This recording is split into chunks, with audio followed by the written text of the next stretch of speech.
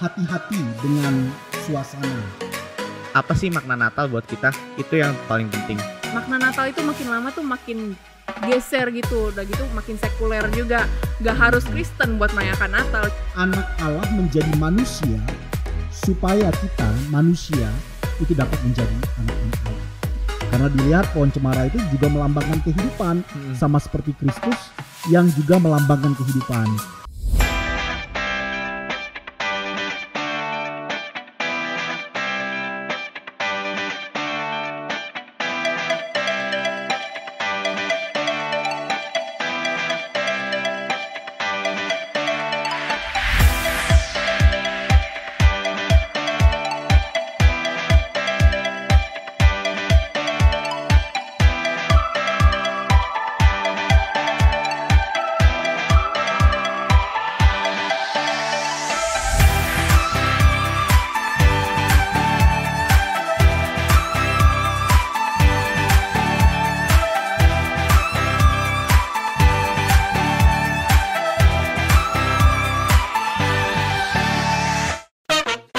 Nah Pak, aku pengen nanya nih salah satu pertanyaan yang banyak diperdebatkan ya di dalam kalangan Kristen.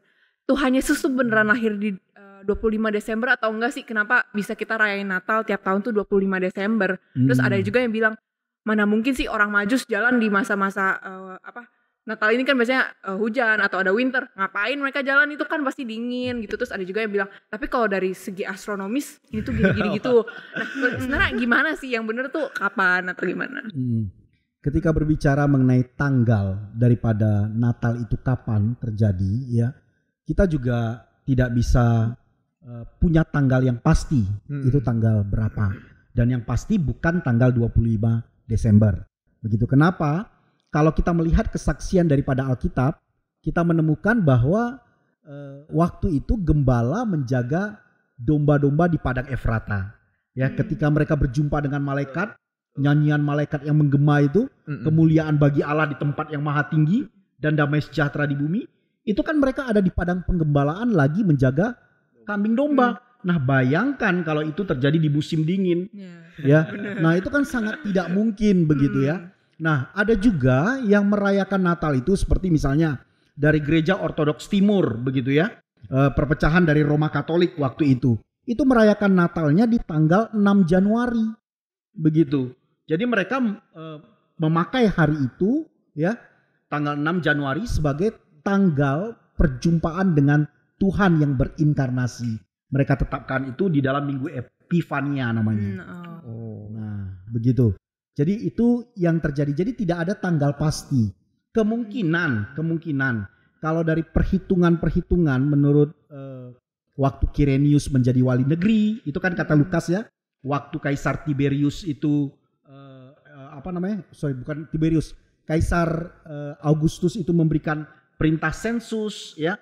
Nah, itu terjadi di kurun waktu yang kemungkinan hadir ya di lebih kurang tahun 6 sebelum Masehi, dan itu tidak mungkin terjadi di winter begitu.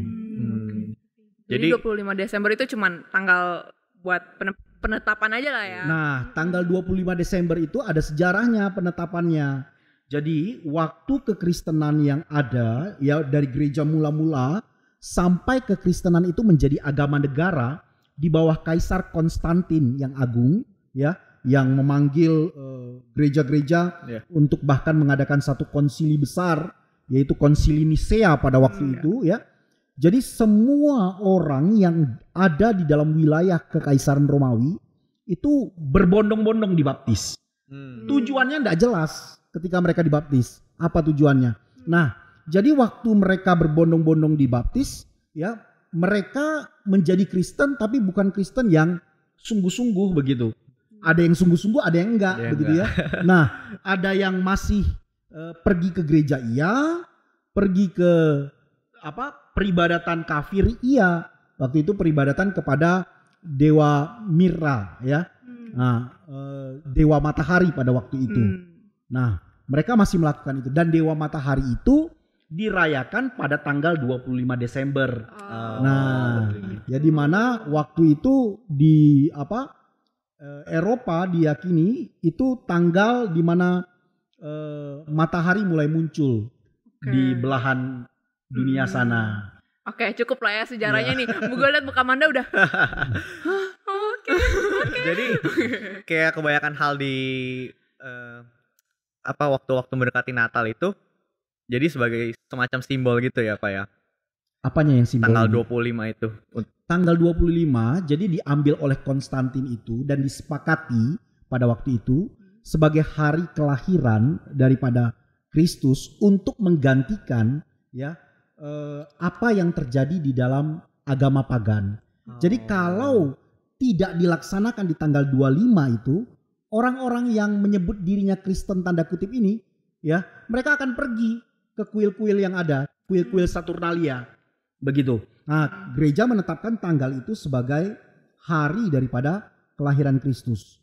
Kalau di dalam agama Saturnalia itu dewa matahari lahir muncul di sana, ya. Nah, di dalam kekristenan maknanya itu yang membedakannya. Sehingga orang tidak datang ke sana lagi itu tujuannya, tetapi mereka datang ke peribadatan gereja. Berarti udah dari 2000 tahun yang lalu ya ada orang Kristen KTP yang cuma datangnya pas Natal. Nah, harus hati-hati juga ya. Kita ini sebenarnya mitos tentang Natal banyak banget ya. Ada yang bilang Yesus lahir 2000 tahun yang lalu. Emang Yesus lahir 2000 tahun yang lalu?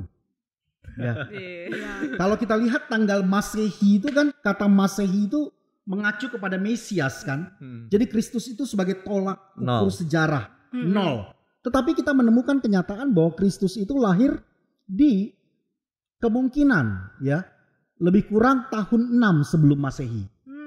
Nah, kalau dia tahun 0, kok dia sudah muncul di tahun 6 sebelum Masehi? Ya kan? Nah, ini kesalahan itu ada di mana? Kan muncul problem di situ. Ya, dari kalender Romawi ya, AUC ya. Kalau kamu baca buku-buku sejarah begitu, ya. Itu kematian Herodes itu tertanggal 4 sebelum Masehi. Ini Herodes Agung ya. 4 sebelum Masehi. Berarti kalau 4 sebelum Masehi, sementara yang bunuh bayi-bayi di Bethlehem. Bunuh bayi-bayi di Bethlehem? Siapa yang bunuh? Siapa yang bunuh? Kan? Nah, Herodes Agung yang bunuh. Sementara Yesus katanya baru lahir di tahun 0. Herodes sudah mati. Nah, ternyata kesalahan ya di dalam penanggalan ini ya itu dilakukan oleh seorang uskup begitu ya. Nah, namanya Dionysius Exiguus ya, nama ini yang terjadi di abad yang ke-6 ketika dia melakukan penanggalan, salah hitung tanggal. Begitu. Jadi dia maju 6 tahun. Ya, dalam penanggalannya. Begitu. Oke guys, kan kita udah bahas ayam goreng kan jadinya pohon Natal ayam goreng kan jadinya kita sudah bahas tentang pohon Natal, lalu juga tentang tanggal 25 Desember kan. Nah, aku mau tanya nih Pak Pangulu, kan kita juga biasa Natal ada sosok yang itu loh, tahu kan siapa tuh yang gede badannya, yang Santa Claus bukan? Santa Claus ya benar juga. Kok aku mikir ya, iya Santa Claus benar-benar. Yang badannya besar, punya jenggot putih, pakai topi merah itu yang sangat ikonik. Wow itu. Nah aku mau tanya nih Pak Pangulu, biasa kan namanya Santa Claus kan kalau bahasa Inggrisnya, atau Santo Nicholas ya, aku pernah dengar gitu. Memang tokoh figur fiktif ini kita sudah tahu ya, mungkin ya memang benar Santa Claus tuh memang tidak ada ya. Kenapa dia dimiliki gelar Santa? Oke. Jadi sering disebut Santa Claus, Saint Nicholas, Saint Nicole, Saint Nick atau Sinterklaas ya di dalam bahasa Belanda kalau nggak salah saya. Ya digunakan kata Sinterklaas begitu ya. Nah, kenapa kok dikasih gelar Santa begitu ya? Sebenarnya Santa Claus yang hadir di zaman kita ini kan sudah berbeda sekali. Betul. Sudah menjadi sesuatu yang bersifat legenda begitu ya. Nah, kenapa? Ya, itu cerita dibangun turun temurun. Jadi sebenarnya Santo Nikolaus yang Amanda tadi sebutkan itu hadir ya di abad yang ke-4 Ya. Berarti itu orang nyata. Orang nyata. Yes, benar. Nah, Yes. Santo Orang Nikolaus tua itu saya. orang nyata ya. Jadi dia hidup di Asia Minor begitu ya. Dia menjadi uskup di sana. Santo Nikolaus ini banyak menolong orang-orang miskin, anak yatim, memberikan pemberian-pemberian ya. Bagaimana dia menjadi berkat dan terang bagi sesama. Nah, kisah hidupnya itu berbuah dari mulut ke mulut. Ya, tentang apa yang dia lakukan ya, sampai nanti sekitar 1000 tahun kemudian ya, itu terkenal di dataran Eropa ya, tentang Santo Nikolaus. Kemudian dikawinkan dengan kebudayaan kafir. Ada satu yang namanya Dewa Odin yang selalu memberikan pemberian-pemberian kepada manusia dengan menaiki kuda terbang ya, yang memasukkan pemberian melalui cerobong asap. Ya, dengan menggunakan kaos kaki besar begitu. Itu yang hadir di masyarakat pada waktu itu. Nah, kemudian diadopsi lagi tuh oleh kekristenan ya. Makanya juga ini yang harus hati-hati ya. Cerita yang sebenarnya lurus tiba-tiba dimasukkan unsur kafir. Tadi cerita yang kafir ya, dimasukkan Kristenan. ke Kristenan ditarik begitu. Yang berbahaya itu yang lurus ini nanti yang menjadi cerita kafir. Nah, ini yang berbahaya. Dan itu yang diadopsi sampai hari ini di kita. Ya, Santa Claus ya dengan rusanya ya. Kemudian bagaimana memberikan pemberian melalui cerobong asap dan lain sebagainya. Ini yang harus kita buang dari kekristenan begitu. Ya. Ngomongin Santa Claus ya, kalian ada gak pengalaman-pengalaman masa kecil? Kalau gue sendiri ya, dulu gue kecil gue percaya loh ada Santa Claus. Soalnya di setiap Natal itu tiba-tiba di bawah pohon Natal tanggal 25 ada kado. Oh iya. Padahal semalam sebelumnya nggak ada. Nah jadi gue percaya kalau itu dari Santa Claus dulu pas kecil. Kalau kalian gimana? Kalau gue ya, gue tuh lihat Santa Claus selalu nangis. Bukan Santa Claus tapi temennya. Iya. Tahu kan temennya? Oh iya. Siapa ya tuh namanya? Pit hitam. Pit hitam. Nah iya, itu gue takut banget gitu. Terus pokoknya disuruh foto kan. Biasanya kalau ada Santa Claus udah duduk, nah nangis udah gitu. Kalau Amanda lu gimana? Kalau gue sih ya, gue jujurnya nggak pernah ketemu sama Sinterklas. Karena kalau misalnya Natal tuh gue nggak pernah diajak ke mall. Kenapa Natal gue sedih banget ya daripada kalian ya? Aduh. Tapi ya ngomong-ngomong nih ya, aku lihat-lihat nih lama-lama, kok kayak Papa Ngulu mirip Sinterklas ya. Kalau misalnya Papa Ngulu nih ada jenggot putih gitu ya pakai ini. Nanti kita coba ya. Kalau misalnya tiba-tiba nih Papa Ngulu kita make over jadi Santa Claus. Mirip deh. Iya. Oke, jadi Kadang memang kan di dalam pengalaman masa kecil ya, kayak saya itu kalau menjelang Natal mulai berbuat baik tuh supaya dapat kado. Saya paling takut dulu kalau ketemu pit hitam begitu. Waduh, nanti jangan-jangan gua dikarungin ke dalam karung yang besar begitu. Ya itu pengalaman masa kecil ya tentang Santa Claus. Iya. Nah guys, tadi kan kita udah bahas nih tentang Santa Claus dan juga tradisi kado. Sekarang gue mau nanya nih ke lu semua. Lu punya kado yang dari dulu sampai sekarang lu memorable banget gak sih pas dikasih pas di Natal itu? Kalau gue sih ya, gue dikasih kado. Gue mah gak level sama kadonya. Gue bilang aja nih, gue gak level nih. Tapi pas gue masih kecil gue pernah dapat kado Happy Feet, itu sangat menyentuh hati. Gue nangis tau gak? Gue nangis seminggu. Itu bagus banget, kadonya gue suka banget. Kalau misalnya Andrew gimana? Kalau gue ceritain dulu deh. Kalau gue tuh dari kecil suka banget sama yang namanya Lego. Kayak bikin-bikin dari balok-balok kecil itu gue suka banget. Nah terus tiba-tiba, kalian ingat gak sih film Toy Story dulu pas kita masih kecil? Iya. Jadi tuh abis gue nonton Toy Story, kan itu deket-deket bulan-bulan Natal kan. Terus tiba-tiba di bawah pohon Natal gue itu ada tuh Lego, terus Toy Story. Jadi itu gue senang banget waktu itu dapat kado. Sampai sekarang masih ada di pajangan gue, itu masih gue jaga. Itu salah satu kado Natal yang paling memorable lah buat gue. Kalau gue sih gue paling nantiin tuh bingkisan. Bingkisan dari sekolah minggu, dari pengumpulan keluarga itu kan dapat coklat, dapat biskuit, Iya, itu seneng banget deh rasanya. Kayaknya kalau Natal tuh bingkisannya ekstra ya, lebih banyak gitu ya. Nah, masalahnya gue pengen bahas nih. Sebenarnya kado apa sih yang diberikan pas Natal itu? Apakah kita bisa memberikan kepada orang lain atau kalian tuh sebenarnya gift dari Natal yang paling benar itu tuh sebenarnya apa sih? Coba kita tanya Papa Ngulu deh.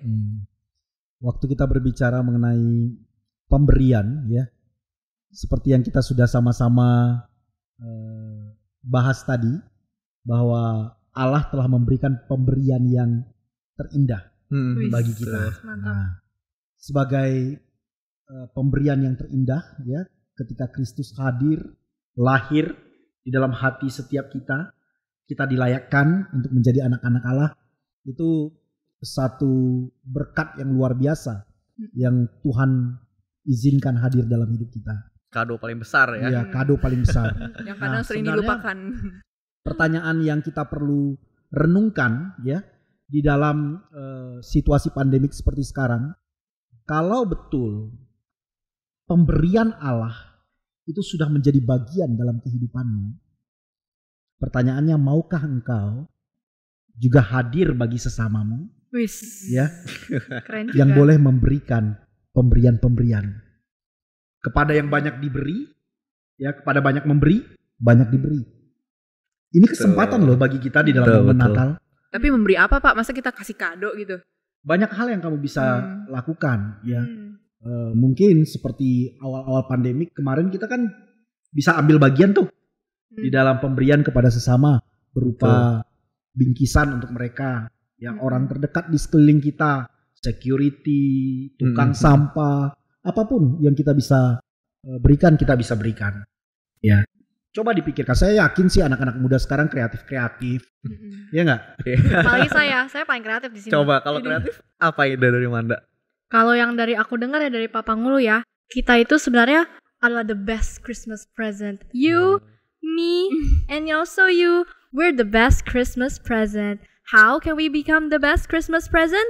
If we give our best to everyone. Maksudnya gimana? Keren banget. Andrew kayaknya kurang ngerti tapi tuh.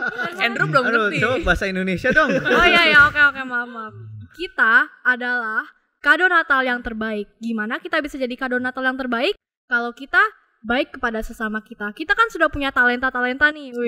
Talenta, breakthrough itu. Nah, dengan talenta kita bisa memberkati sesama kita dan menjadi kado Natal terbaik bagi sesama kita gitu. Jadi gak perlu kado dalam bentuk materi ya, tapi dari perbuatan kita juga bisa loh kita jadi berkat dan juga jadi kado bagi orang lain. Iya. Kado juga bisa jadi simbol pengabadian gitu kan, kayak lu dengan Lego lu gitu ya kan. Jadi ingat terus gitu ya. Nah, supaya kita bisa mengabadikan momen ini dengan Pak Pangulu, mari kita bikin sebuah memori dalam bentuk apa? TikTok. TikTok. Ayo. Kayak lagi ngetren banget ya TikTok ini ya. Kita ajak Papa Ngulu. Image saya berubah nih. Gawat.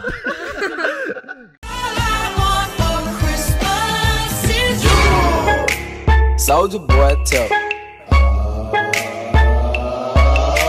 Soulja Boy, I been it.